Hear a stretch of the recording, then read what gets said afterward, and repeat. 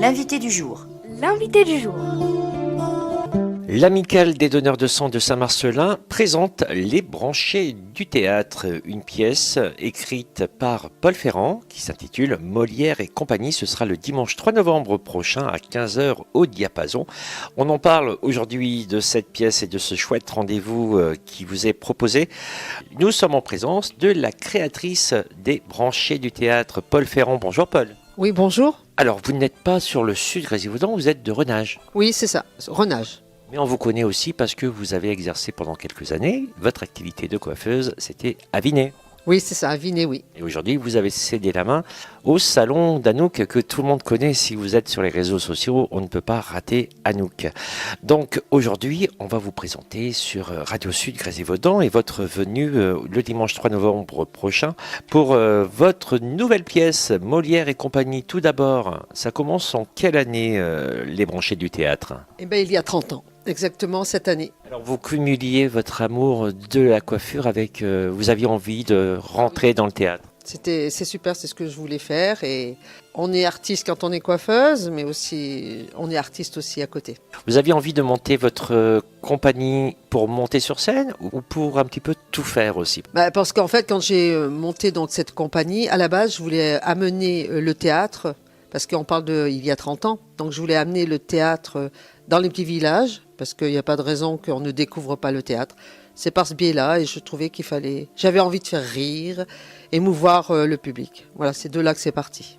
Et jusqu'à aujourd'hui, vous continuez toujours à apporter le théâtre dans des petites communes du sud Grésivaudan et d'ailleurs. Oui, oui, évidemment. C'est ma mission. Alors ça, c'est la compagnie. Puis alors, il y a une autre casquette aussi, c'est que vous aimez écrire aussi. Ah oui, j'adore écrire. Et là, je m'y suis attelée il y a 2 ans avec Molière et compagnie. Voilà. Alors écrire une pièce de théâtre, c'est pas comme écrire un livre, c'est tout un autre travail. Comment vous travaillez l'écriture d'une pièce de théâtre ? Il faut du temps, il faut de la patience, il faut de l'inspiration. En fait, les hasards de la vie, mais je ne sais pas si c'est un hasard, j'ai une copine qui m'a passé un livre sur Molière. Ensuite, j'arrêtais pas de voir Molière de partout et je me suis dit, c'est pas possible, il faut que je fasse quelque chose sur Molière. Donc, il est évident que oui, quand on fait une pièce de théâtre, on part d'une idée et ensuite on fait énormément de recherches. Ça, au moins pendant 9 mois, 10 mois, j'ai fait ça. Après, pour poser les mots, etc. Mais bon, c'est du pur bonheur. Alors, il faut imaginer les dialogues, parce que vous êtes une compagnie, il y a combien de personnes dans cette compagnie ? Bien, il y a 13 personnes sur Molière. Alors, vous les connaissiez, les personnes, quand vous écrivez, vous imaginez Maryse dans cette réplique Voilà, quand j'ai une pièce entre les mains, hormis la mienne, mais entre les mains, je dis, tiens, ce rôle irait bien. Mais alors, j'ai eu de la chance extraordinaire de pouvoir écrire Molière et de me dire, tiens, pour Molière, je verrais bien, etc. Oui, la distribution des rôles est importante et j'aime bien. On en est là pour l'instant à la création d'une compagnie, à l'écriture d'une pièce, puis on va continuer, à la mise en scène aussi. Oui, alors là, par contre, ça fait des lustres, comme dirait Molière. Ça fait des lustres que je mets en scène. J'adore ça. Vous jouez aussi ? Oui, parce qu'il y a quelques années, que d'être metteur en scène, c'est pesant, c'est pesant. On épouse 12, 13 caractères de personnes, etc. Et un jour, j'ai dit, écoute, je vais aller rejoindre, parce que je connais quelqu'un qui s'appelle Marjo et qui a le Rubis à Voiron, une école de théâtre. Elle est professionnelle. Et je suis allée en tant que comédienne.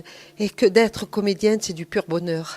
Simplement essayer de faire ce que le metteur en scène a envie qu'on lui donne. Vous avez écrit combien de pièces ? C'est la première, quand on parle de pièces, c'est la première, mais autrement, j'ai toujours écrit, oui, quand je fais des spectacles, parce que je fais aussi des spectacles de chant.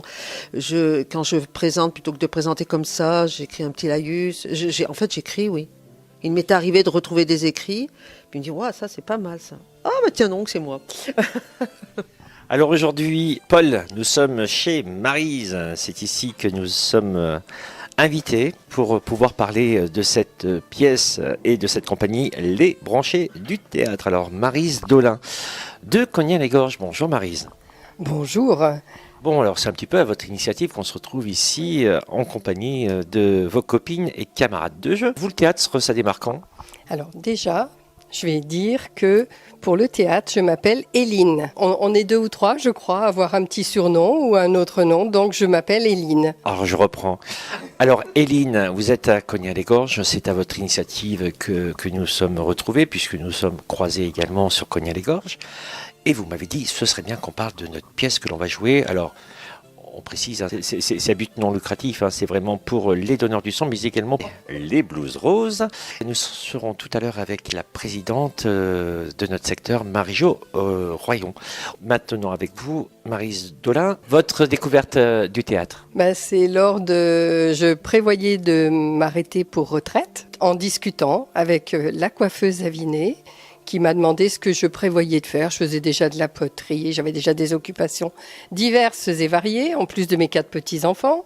Et j'ai dit que j'avais un souhait, c'était étant donné que déjà au bureau, j'amusais un peu tout le monde, mais c'est complètement différent quand même. Je souhaitais jouer au théâtre. J'avais beaucoup de mémoire, donc pour moi, c'était quelque chose à essayer. Donc voilà. Jamais fait auparavant? Non, pas encore. Donc, vous n'avez pas eu l'occasion au lycée? Musique, de danse, de choses comme ça, mais pas encore de théâtre. Donc j'ai souhaité faire ça et j'ai appris beaucoup. En plus, ça a été un hasard aussi. Oui, mais un bel hasard. Mais c'est quelque chose de très difficile. Il ne s'agit pas, moi les gens me connaissant me disaient, écoute, avec la mémoire que tu as, il n'y a pas de problème, ça va filer les doigts dans le nez. C'est pas si facile que ça parce qu'il n'y a pas que le texte. Finalement, le texte, on le connaît. Ça fait 1 an et demi qu'on est dessus. Donc le texte, on le connaît fort bien. Mais par contre, être dans le personnage, c'est pas évident. Et c'est là où intervient un petit peu le travail de Paul? Ah oui, bien sûr. Oui, c'est avec elle qu'on passe quand même tous nos mercredis soirs, avec de l'impro, avec des façons, apprendre à la maîtrise de soi, moi je dis, mais apprendre à être dans un personnage, c'est-à-dire à sortir de ses soucis perso, si nous en avons, faire de l'impro. De l'impro, j'en faisais dans le travail, moi. J'adorais ça, avec mes clients. Vous faisiez quoi? Je vendais du matériel médical pendant 43 ans. Donc j'avais des clients qui étaient des labos pharma, qui étaient des petits industriels, etc. Et je me suis toujours servi de mon côté plaisantin pour faire passer des messages. Mais là, le travail du théâtre, c'est complètement différent. C'est autre chose, c'est très dur. J'avoue, pour moi, c'est très très dur, mais je suis contente, encore une fois, de le faire, de l'avoir fait. Et puis, tout va bien se passer. Et puis surtout, donc quand je suis arrivée un 17 mars 2018 pour commencer le premier cours, Paul m'a dit « Mais t'inquiète pas, t'en as jamais fait, mais je te trouverai un petit rôle. » Et effectivement, j'ai deux rôles quand même dans la pièce. Ouais, c'est la première fois que je joue, bien sûr. Et ça va être du coup la première représentation? Non, on en a déjà fait 5, donc ça sera la 7e puisqu'on en a une samedi aussi. Et vous avez pu noter quand même le cheminement, et je poserai la même question à Paul et puis à Marie-Jo. Entre le moment où on arrive, où la pièce, on a une vague idée à quoi ça peut ressembler, et puis le moment où on sort de scène de sa première prestation, c'est quelle sensation? La sensation, déjà, au départ, on part avec un texte. C'est vrai que moi, j'ai bien vu le sens de la pièce, honnêtement, au bout de la 2e représentation au moins. Parce que finalement, il y a un déroulé qui se forme, mais quand vous avez votre texte, vous savez que quand on fait ce qu'on appelle un filage, c'est-à-dire qu'on arrive à tous, j'espère ne pas me tromper, Paul me corrigera si je me trompe, c'est-à-dire d'enchaîner dans le sens de la pièce toutes les petites scénettes que nous avons à jouer. Alors qu'on a travaillé quand même pendant plusieurs mois sur les scénettes que nous avions chacun. Après, il fallait faire le montage. Donc, c'est vrai que quand on joue des petites scénettes, on ne se rend pas toujours compte de ce que ça va donner dans l'histoire. Et ça, c'est un beau travail. C'est quelque chose qui est chouette à voir, à partager. Et voilà, donc encore une fois, contente j'ai appris beaucoup de choses. Je croyais, en m'arrêtant pour une retraite, je croyais tout savoir déjà, comme je dis. Je croyais tout savoir sur le médical, je croyais tout savoir. Et en réalité, il faut apprendre à respirer. On travaille sur la respiration. Beaucoup de choses comme ça qui de toute façon font du bien. Paul, vous écoutiez Maryse, elle a tout bon, elle a tout juste? Oui, oui. Ce que je voulais simplement un petit peu rajouter, en fait, dans une pièce de théâtre, il n'y a pas de petits rôles. Il n'y a que des rôles, parce que chaque rôle a besoin de l'autre. Et quand elle évoque un petit peu l'aboutissement du travail réalisé, où l'on commence à faire le filage, et puis d'un seul coup on commence à mettre en scène, à monter, tout ça, là c'est de votre ressort. Vous êtes aussi observatrice, notamment de Maryse qui est, c'est sa première, la première année, première pièce. Mais en fait, je vais vous avouer aussi, deuxième chose, c'est qu'il n'y a jamais d'aboutissement. Parce que la pièce actuellement, elle n'est plus qu'elle était au démarrage. Et encore mercredi, il y aura encore autre chose. Hein. Concernant, c'est vrai qu'Éline, elle a été là toute nouvelle. Elle veut y arriver, elle veut tellement y arriver que des fois, elle se met trop la pression. Alors qu'au théâtre, il faut savoir d'une, lâcher prise. Deux, comme elle dit, on rentre sur scène, on n'est plus nous, on est le personnage. Et si on se laisse aller et si on se vide, c'est vrai qu'effectivement, ça donne autre chose. Mais l'équipe en ce moment, enfin pas l'équipe, la troupe, parce que c'est vrai que cette année, j'ai bien ressenti ce nom de troupe. Elle est là, elle a compris et on s'éclate. Allez, on va s'intéresser maintenant à Marie-Jo Royon, qui est également avec nous. Alors Marie-Jo Royon, vous aussi le théâtre, alors ça débute comment ? Le théâtre, moi, ça fait maintenant 7 ans que j'en fais avec Paul, pour mon plus grand bonheur aussi. Voilà, à la retraite Vous d'enseignante. aussi, il y a eu la retraite. Ouais, la retraite d'enseignante, la mémoire qui marche encore et qu'on veut faire marcher. Voilà, donc c'est ça. Alors vous, Marie-Jo, vous avez enseigné à Vinay ? J'ai enseigné à Vinay mes 15 dernières années à l'école La Mayette. De nombreuses personnes vont vous reconnaître, hein, je pense. Vous avez 2 casquettes là. Vous êtes qui d'ailleurs dans Molière et compagnie ? Dans Molière et compagnie, je suis 3 personnages. On fait partie intégrante de la troupe de Molière. Et puis lorsqu'on joue les petites scénettes, on est un des personnages de la scénette. Par exemple, une précieuse ridicule, un peintre, une bonne, enfin peu importe. Voilà. Voilà. Donc on passe par différents personnages. Vous êtes sur la pièce, mais alors là, pour cette journée du 3 novembre, vous avez une double casquette, puisque quelques bénéfices qui iront également au Blues Rose, dont vous êtes la présidente du comité Valence, je crois. Alors, les Blues Roses, ce sont des bénévoles qui interviennent à l'hôpital auprès des enfants malades et des personnes âgées. Alors, on intervient pour empêcher la solitude, apporter un moment de divertissement, de bonheur, voilà, par des activités créatrices, par des animations. On évoquait la différence avec les Nez Rouges. Hein. Vous êtes bénévole entièrement. Complètement bénévole. C'est pour ça qu'on est toujours à la recherche de fonds. Et c'est pourquoi c'est très bien que les donneurs de sang nous reversent une partie des bénéfices de cette pièce qui sera jouée le dimanche 3 novembre à 15h. Ça vous permet de renouveler un stock de jeux, de réparer certaines choses ? Oui, parce qu'à l'hôpital, les jeux doivent être toujours en bon état et surtout neufs. Vous imaginez bien à cause des microbes, etc. Et puis les personnes âgées, eh bien, on a quand même une devise. Notre devise, c'est ajouter de la vie aux années et non pas des années à la vie. Ce sera donc ce dimanche 3 novembre à 15h au Diapason, Molière et compagnie. Alors, qu'est-ce qu'on pourrait dire aux gens, les encourager à venir nous retrouver pour ce bon moment. En plus, la pièce, elle dure combien de temps ? Elle dure 1h45 à peu près. Hein.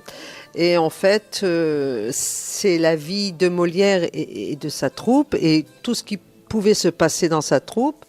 On a essayé de donner une image qui aurait pu être celle de l'illustre théâtre, hein, d'accord ? Alors là, vous m'aviez préparé un petit texte. Hein, allez, on va le lire, le petit texte. Super.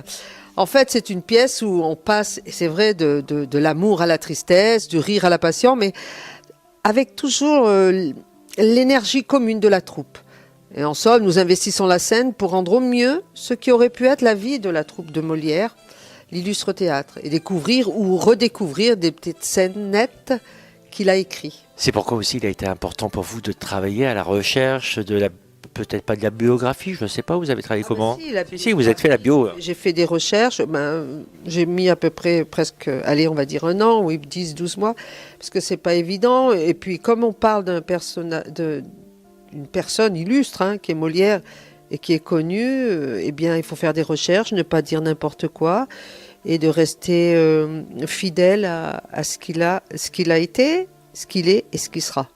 Merci beaucoup à Marie-Jo, à Maryse et à vous Paul de m'avoir accueilli pour parler de ce bon moment de théâtre en famille. Oui, parce qu'en plus c'est pour les enfants. Absolument. Et en plus, pour la petite anecdote, lorsque il y a des personnes qui viennent, Eh bien, il y a des personnes qui m'ont dit, oula, mais du coup, ça m'a intéressé. Je suis allée sur Internet voir ce qu'était réellement Molière. Et bien évidemment que les enfants, ou encore mieux, si les enfants peuvent venir nous voir, ça peut donner leur envie d'aller voir qui était Molière.